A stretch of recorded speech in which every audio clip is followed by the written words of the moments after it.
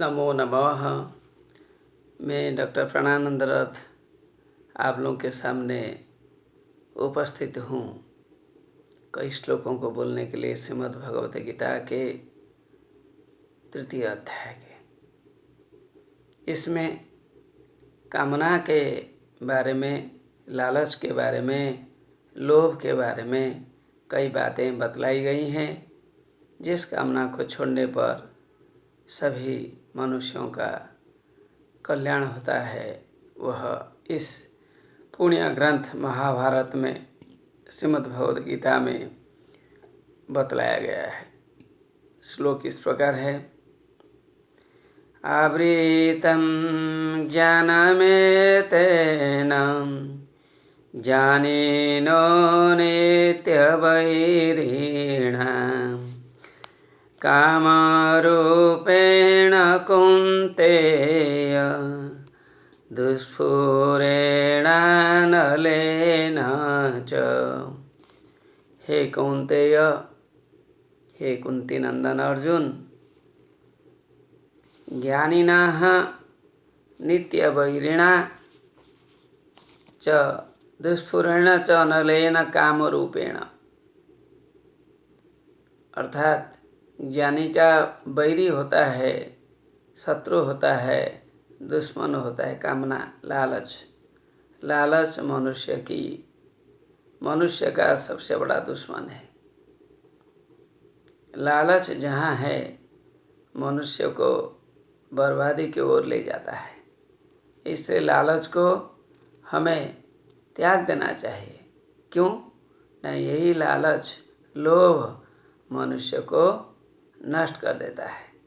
मनुष्य का सबसे बड़ा उत्कृष्ट चीज़ है ज्ञान। मनुष्य के ज्ञान को लालच नष्ट कर देता है, अर्थात ज्ञान को आवृत कर देता है। ज्ञान को आवृत करने पर हमें दिव्य दृष्टि दिखाई नहीं देती है, हमारा विवेक नष्ट हो जाता है, परमात्मा हमें दिखाई नहीं देता है। अर्थात जब तक काम है हमारे शरीर में, जैसे कि एक घर में एक दीवार होता है, उस तरफ क्या होता है दिखाई नहीं देता है। यही काम जब हमारे मन में खड़ा हो जाता है तब हमारा उद्देश्य छुप जाता है। इसलिए कहने का अर्थ है कि हमें हमारे उद्देश्यों को भूलना नहीं चाहिए। इसलिए कामना पर नियंत्रण अवश्य रखना चाहिए। इंद्रियाणि मनोबुद्धि रस्याधिष्ठानमुच्यते इतिर्विमोहयत्येष ज्ञानमावृत्य देहिनम्। देही अर्थात जो मनुष्य है, मनुष्य के शरीर में जब काम है, यही काम कहाँ रहता है? इंद्रियों में रहता है। काम कहाँ रहता है? मन में रहता है। इंद्रियों के ऊपर मन है, तो ये खाली इंद्रिय में नहीं रहता है, मन में भी रहता है। बुद्धि जब मन को काबू कर लेता है तब बुद्धि में भी यह रहता है। कामना बुद्धि में, मन में, इंद्रियों में भ्रमता रहता है। तो इसलिए इस कामना पर हमें नियंत्रण रखना चाहिए, जो हमारे ज्ञान विज्ञान को नष्ट कर देता है। फिर भी बताया गया है, तस्मात् त्वमिन्द्रियाण्यादौ नियम्य भरतर्षभ पाप्मानं प्रजह्येनं ज्ञान विज्ञान नाशनम। हमारे ज्ञान एवं विज्ञान को नष्ट कराने वाली चीज़ है काम, कामना। कामना, इच्छा, लोभ, यह हमारे ज्ञान विज्ञान को कामना नष्ट कर देती है। इसलिए इसे महापापी समझना। हे भरतर्षभ, हे भरत श्रेष्ठ अर्जुन, आप मामूली आदमी नहीं हो, महान योद्धा महारथी हो, आपको सब पता है, आप भरत श्रेष्ठ हो। इसलिए इंद्रियों में इस जो शत्रु रूपी काम है, इस काम को प्रवेश करने नहीं देना।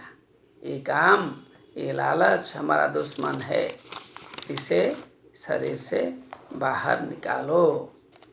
फिर उसने बतलाया, इंद्रियाणि पराण्याहुः, इंद्रिय श्रेष्ठ है। इंद्रियेभ्यो परं मनः, इंद्रियों से भी बढ़कर मन है। इंद्रिय 5 ज्ञानेंद्रिया है, 5 ज्ञानेंद्रियों पर मन बड़ा है, क्योंकि मन नियंत्रित करता है। टीवी का चैनल जैसा मन सभी इंद्रियों को बारी बारी से नियंत्रण करता है। हर इंद्रियों के विषय मन से नहीं जोड़े जा सकते हैं, एक बार जोड़े जाएंगे। इसलिए मन की भूमिका बहुत महत्वपूर्ण है। मनसस्तु परा बुद्धि, मन से भी बढ़कर बुद्धि है, और बुद्धि से बढ़कर आत्मा है। बुद्धि से बढ़कर आत्मा है, अर्थात आत्मा बुद्धि से बड़ा है। और बुद्धि किससे बड़ा है? ना मन से बड़ा है। मन किससे बड़ा है? इंद्रियों से बढ़कर है। इसलिए हमें इस पर नियंत्रण रखना चाहिए। फिर उसने इसी अध्याय के अंतिम श्लोक में बतलाया, एवं बुद्धे परंग बुद्ध्वा, बुद्धि से भी आत्मा को बड़ा समझना चाहिए। संस्तभ्य आत्मना आत्मना, अर्थात संस्तभ्य कष्ट साध्य है, दुरासदम है। संस्तभ्य, इसे हमें निश्चय कर लेना चाहिए, अर्थात बुद्धि से बढ़कर आत्मा है, इसे हमें निश्चय कर लेना चाहिए, जान लेना चाहिए। जानकर क्या करना चाहिए? ना दुरासदम, बहुत मुश्किल से जिस पर नियंत्रण किया जा सकता है, ये काम है। इस कामना पर हमें तभी नियंत्रण आ पाएगा जब क्रमशः हमारे इंद्रियों पर नियंत्रण आएगा, मन पर नियंत्रण आएगा, बुद्धि पर नियंत्रण आएगा, तो अपने आप कामना भी शांत हो जाएगी। कामना के ये सब रहने की जगह है। कामना इंद्रियों में रहती है, कामना मन में रहती, कामना बुद्धि में रहती। यदि कामना इन्हीं चीज़ों में नहीं रहेगी तो आत्मा भगवान के ओर अवश्य चला जाएगा, इसमें कोई संदेह नहीं है। आत्मा भगवान की ओर चला जाएगा, उसमें कोई संदेह नहीं है। आत्मा का मार्ग उन्मुक्त हो जाएगा, भगवान के ओर उनका पथ विकसित हो जाएगा, खुल जाएगा। इसलिए दुश्मन कौन है हमारा? काम। इसलिए कहा गया है कि काम एष क्रोध एष रजगुण समुद्भव, कामना एवं क्रोध रजगुण से उत्पन्न हुए हैं, इन्हें हम नियंत्रित कर पाएंगे। यही सारी बातें बहुत ग्रहणीय है। नमो नमः।